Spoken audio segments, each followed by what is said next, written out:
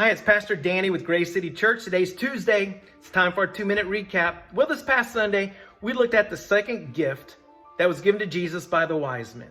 The gift was frankincense. The wise men revealed that Jesus was our high priest. Why frankincense? And how does frankincense even reveal that?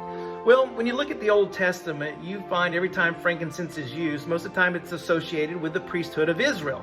In fact, when a priest was getting ordained and anointed to serve as a priest in Israel, they would take oil and they would sprinkle in frankincense, and then they would anoint his head with that oil. So when the wise men gave frankincense to Jesus, they were saying, "You are our high priest." And that's a huge, huge reveal of exactly who Jesus was and is to be. So back in the Old Testament, what's the Old Testament? The Old Testament that's the Old Covenant.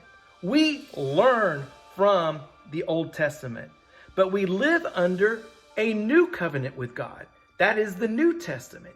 And when Jesus went to the cross, he was the ultimate sacrifice for our sins. No longer did a priest have to go into the Holy of Holies in the temple to sacrifice on behalf of man's sin. No longer did a man need to do that. No longer did a priest need to do that, because Jesus ultimately did it for us all.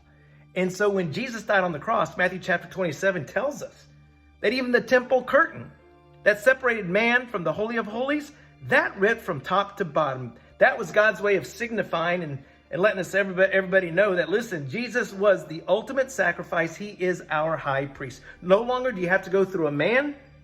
You go through Jesus to get to God. And there's no better book in the Bible than in the New Testament, the book of Hebrews, which specifically talks about and describes in an incredible way that Jesus is our high priest.